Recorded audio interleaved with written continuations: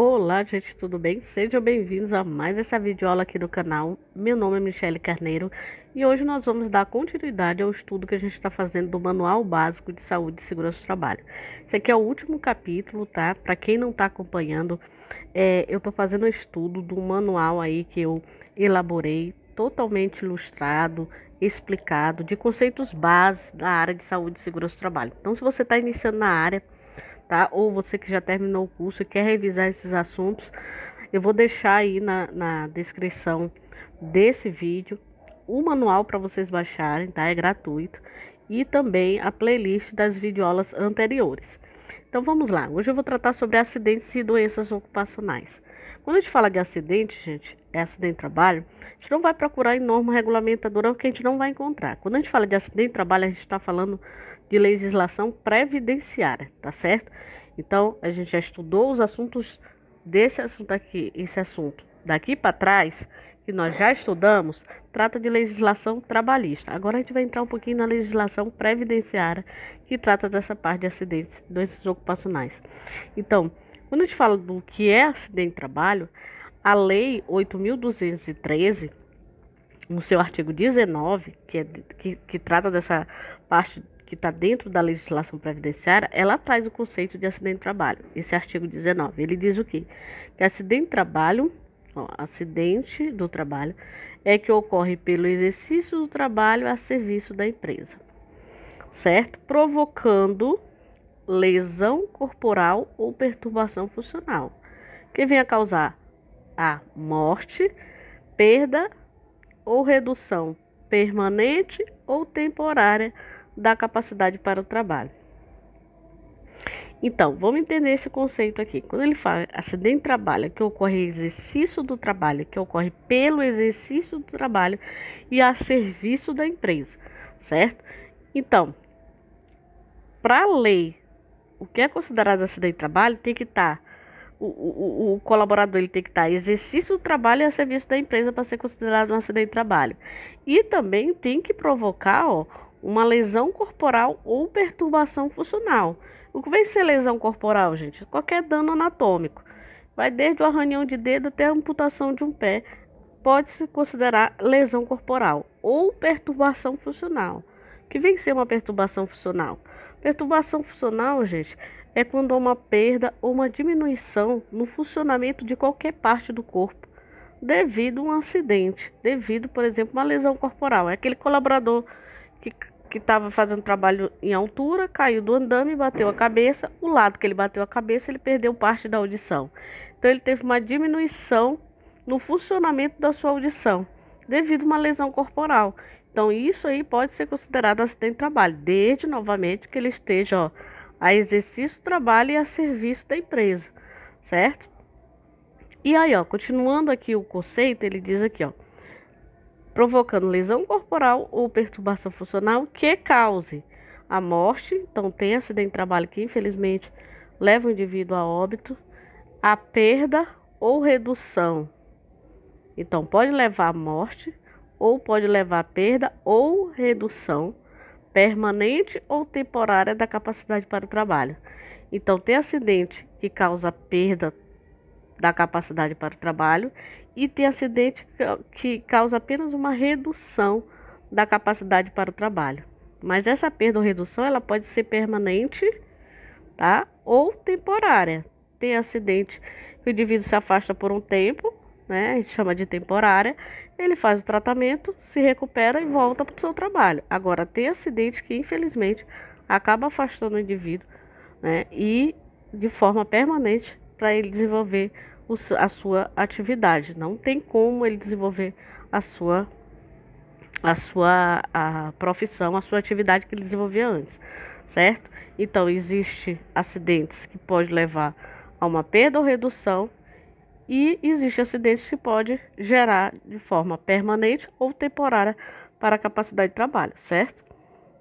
Bom, doenças profissionais e ocupacionais equiparam-se também, gente, a acidente de trabalho, tá?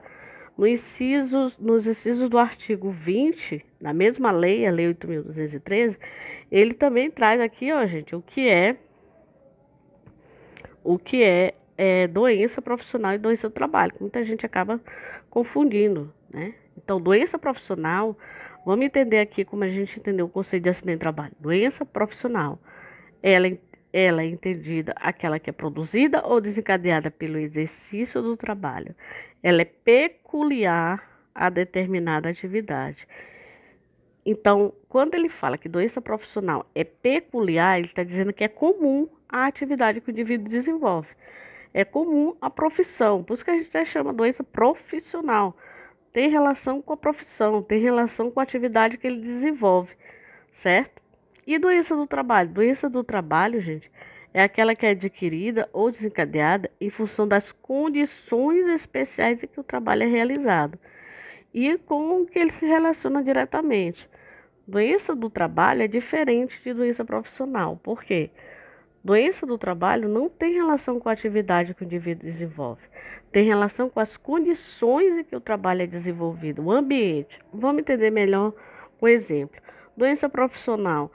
Michele, tu disse que doença profissional tem relação com a atividade que ele desenvolve. Um exemplo é o pessoal que trabalha com digitação. O pessoal que trabalha com digitação, com aqueles movimentos repetitivos de digitar, né, geralmente eles adquirem a lesão por esforço repetitivo, tendinite, por exemplo. Muita gente que trabalha com digitação acaba desenvolvendo a tendinite por conta dos movimentos repetitivos. Então, esse tipo de doença ela é comum à atividade por ser por realizar esse tipo de movimento, e esse tipo de movimento repetitivo acaba gerando esse tipo de doença. Então, quando tem relação com a atividade ou com a profissão, a gente chama de doença profissional. Já a doença do trabalho, não. Doença do trabalho é diferente, tá? A doença do trabalho, ela é relacionada com o ambiente, com as condições em que o trabalho é desenvolvido. Por exemplo, uma secretária que adquiriu uma perda auditiva e ela trabalha no local dela, a atividade que ela desenvolve, ela não é exposta, a secretária não trabalha, pelo menos não é para trabalhar exposta a ruído, certo? Então ela trabalha ali no atendimento ao público, né? Então não tem um ruído suficiente para provocar uma perda auditiva. Porém, nessa situação, é uma secretária que trabalhava ao lado, por exemplo, de um setor com ruído. Então, ela acabou adquirindo, eu estou dando só um exemplo, tá, gente? Ela acabou adquirindo essa perda auditiva porque ela trabalhava de um lado de um setor com ruído, né? Então, a gente pode colocar isso aí como uma doença do trabalho, porque ela desenvolveu isso, não foi pela profissão dela, não era a atividade dela trabalhar com ruído, né? Trabalhar exposta a ruído, mas por ela estar num ambiente onde era ao lado de um setor com ruído, ela acabou adquirindo. Por quê? Por conta das condições especiais que o trabalho era realizado, certo? Então, isso a gente pode chamar de doença do trabalho. Quando não tem relação com a profissão, com a atividade, é doença do trabalho. Agora, quando tem relação com a profissão, com a atividade que ele desenvolve, a gente chama de doença profissional, tá? Vamos lá, vamos falar agora que quando acontece um acidente do trabalho, gente, o que deve ser preenchido? A CAT.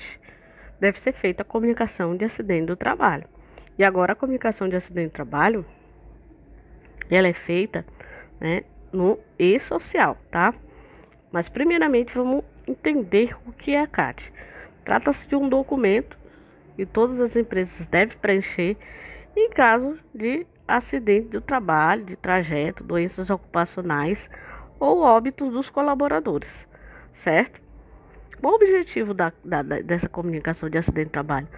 O objetivo é comunicar de modo formal todos os casos de acidente e doenças que podem acontecer dentro da empresa ou durante a prestação de serviços externos vinculados a ela.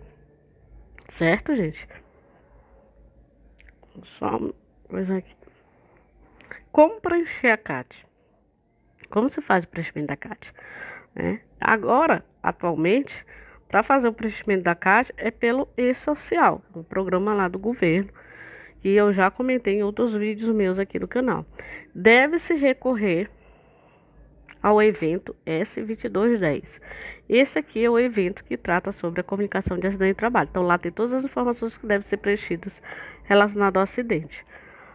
Bom, falar um pouquinho desse social na CAT. É importante lembrar que a CAT ela deve sempre ser declarada, mesmo que não haja, gente, ó, afastamento do trabalhador das suas atividades laborais. Às vezes acontece acidente que o colaborador ele nem precisou ser afastado, mas ocorreu o acidente, portanto informado, tem que ser informado o acidente, certo? Tem que ser preenchida a CAT. E quais são esses prazos de envio da CAT, gente? Os prazos de envio da CAT, gente, o prazo máximo é no próximo dia útil do acidente. Aconteceu o acidente hoje, amanhã já deve ser enviado essas informações. Se aconteceu, por exemplo, como é no próximo dia útil, se aconteceu na sexta, na segunda, que a segunda, o sábado e domingo não conta, a segunda é o próximo dia útil depois da sexta. Já deve ser informado o acidente, certo?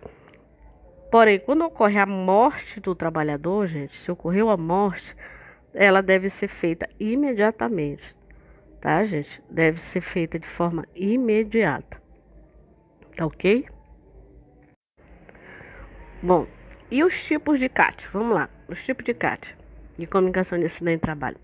Vamos entender um pouquinho porque tem uma diferença entre os tipos de CAT. Existe a CAT inicial, de reabertura de CAT, CAT em caso de doença. Vamos lá, a CAT inicial refere-se à primeira comunicação do acidente ou doença do trabalho.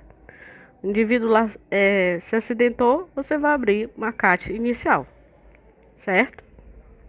Dessa forma, se o funcionário se machucou e a empresa fez o comunicado no social, ela está abrindo a CAT inicial. A reabertura de CAT. Quando é que existe a reabertura de CAT? Ela é realizada quando há um reinício do tratamento, reinício do tratamento ou afastamento por agravamento da lesão. É aquela CAT que você fez lá, a CAT inicial, você abriu, tá? O indivíduo ele foi afastado das suas atividades e ele acabou agravando a lesão, certo? Então, ele voltou para suas atividades, mas acabou agravando a lesão novamente relacionada a esse primeiro acidente, tá? Então, o que você vai fazer? Você não vai abrir outra CAT, você vai fazer a reabertura da CAT, tá certo? Se for óbito, o indivíduo ele acabou falecendo, ele foi afastado, acabou falecendo. Então, você vai fazer a comunicação de óbito. Deve ser realizada sempre que um colaborador falecer em decorrência do acidente de trabalho, após a emissão da CAT inicial, certo? Então, faz a CAT inicial, abre a CAT inicial. Ah, Michele, mas é assim, o indivíduo foi, aí ele foi internado, ainda estava vivo, aí depois ele morreu, né? Ele não morreu logo de imediato, ele morreu depois. Você tem que fazer a CAT inicial, certo? A CAT inicial. E se ele morreu por conta desse acidente, certo? Aí você vai fazer, colocar lá, vai fazer a reabertura da CAT e vai colocar lá que o indivíduo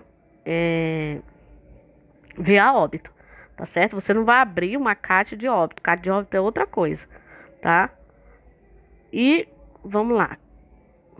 O indivíduo, só para esclarecer melhor, sofreu um acidente. Aí você vai lá, preenche a CAT inicial, certo? Ah, Michelle, ele voltou, se recuperou, tá tudo bem. Aí tudo ok, você não precisa mais, ele já tá bem, tudo, você não precisa mais ir lá e fazer reabertura. Você só vai fazer reabertura de CAT se por aquele acidente ele piorou, teve um agravamento da lesão, aí você vai reabrir a CAT, certo? E ele morreu. Ele morreu. Você não vai pegar e fazer assim, CAT de óbito, como muita gente pensa. Não, porque tem a CAT de óbito, eu vou já falar dela.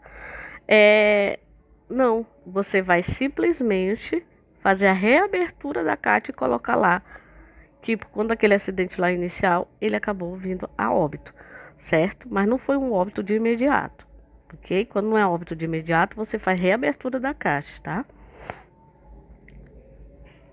Agora aqui, ó, só... Ui, peraí.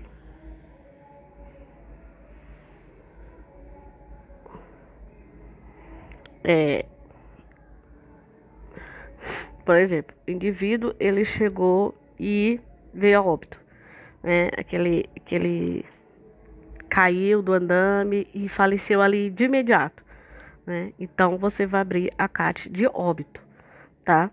Agora, se o indivíduo caiu e ainda foi com vida para o hospital, você vai abrir a CAT inicial e vai fazer a reabertura da CAT se ele falecer depois, certo?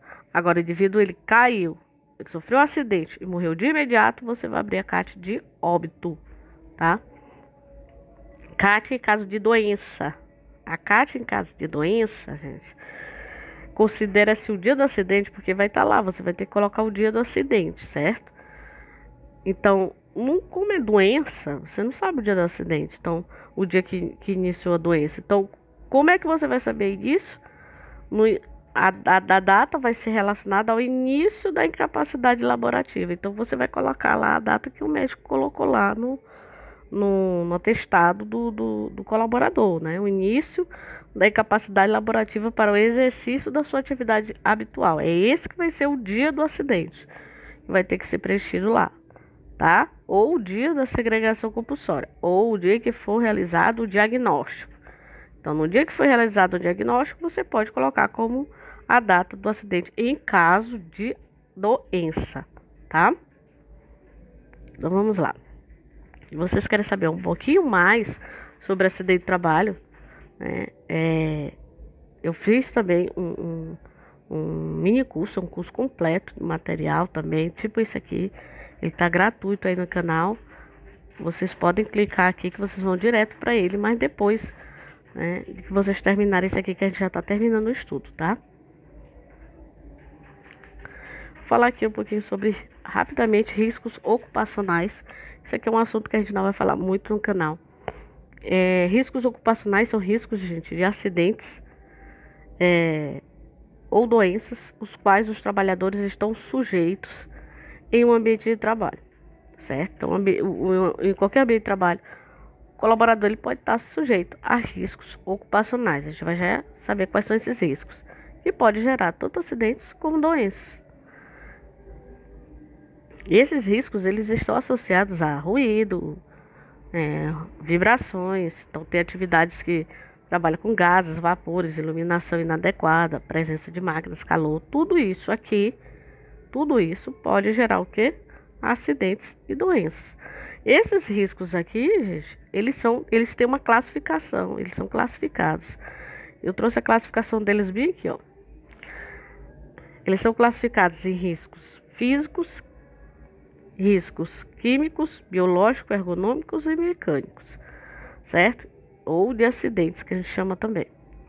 Os riscos físicos, eles são representados pela cor verde, né? Isso é uma classificação que a gente tem aqui no Brasil com essas cores, tá, gente? Sempre essas cores aqui. Então, o risco físico sempre vai ser representado pela cor verde, isso aqui até ajuda na hora que você vai sinalizar o risco, certo? Então, se um indivíduo ele olha lá uma sinalização e tem lá, por exemplo, no mapa de risco, o mapa de risco hoje foi atualizado na CIPA, né? Você na NR5 você pode sinalizar os riscos de diversas outras formas e as cores vocês podem utilizar, certo? Então, o risco físico ele é representado pela cor verde. E quais são esses riscos físicos? Ruído, então tem atividades que expõem o trabalhador a ruído, vibrações, radiações ionizantes e não ionizantes, frio, calor, pressões anormais, umidade. Tudo isso aqui são riscos físicos. Existem os riscos químicos, são representados pela cor vermelha. São as poeiras, né, fumos, névoas, neblinas, gases, vapores, substâncias e compostos ou produtos químicos em geral. Os riscos biológicos são representados pela cor marrom. Vírus, bactérias, protozoários, fungos, parasitas, bacilos. Os riscos ergonômicos é representado pela cor amarelo, tá, gente? Que é o esforço físico intenso, existe atividades de levantamento, transporte manual de peso, exigência de postura inadequada. Todos esses riscos aqui, tá, gente? Depois vocês podem dar uma lida. E o risco de acidente ou mecânico, assim chamado, que é representado pela cor azul, né? Que é o arranjo físico inadequado, que pode gerar acidente, né? Aquela sala bagunçada que pode gerar acidente, aquele setor bagunçado, máquinas e equipamentos sem proteção, ferramentas inadequadas, iluminação inadequada, eletricidade, gera risco de acidente, probabilidade de incêndio ou explosão, armazenamento inadequado, animais peçonhentos, gera vários acidentes, tá? Então, esse aqui, gente, todos esses riscos aqui são chamados de riscos ocupacionais, que vocês vão conhecer, que está começando aí, durante todo o curso. Não se preocupe, vocês vão ver esses riscos durante todo o curso e, claro, vão também estudar medidas de proteção contra esses riscos, né? E eu quero aproveitar e dizer para vocês que eu estou lançando também um mini curso completo aí de medidas de proteção, né, contra esses riscos aqui. Ele também está todo ilustrado, tá bem explicado e ele vai ser acompanhado também por videoaulas. Então, em breve eu vou estar fazendo um lançamento desse mini curso aqui no canal, tá certo? Então, eu finalizo a aula por aqui. Eu vou deixar aqui só um recadinho para vocês. Se vocês têm alguma dificuldade em alguma disciplina na área de segurança do trabalho, eu também ministro aula particular, individual ou também em grupo. Em grupo, né, está um desconto aí pela hora aula. Tem também a aula particular, hora aula, tá? Hoje em dia, com a tecnologia, a gente utiliza diversas plataformas e todas as minhas aulas, gente, acompanham um material assim, tá? Todo explicado e ilustrado, porque eu gosto de utilizar imagens, eu gosto desse tipo de metodologia porque ajuda num aprendizado melhor, tá? Então, se vocês se interessarem, querem saber aí o orçamento, é só vocês clicarem aqui que vocês vão direto no meu WhatsApp e eu posso estar falando aí com vocês, combinando os valores aí com vocês, tá certo? Então, compartilhe aí com os colegas de vocês, se inscrevam no canal se ainda não são inscritos e até um próximo vídeo.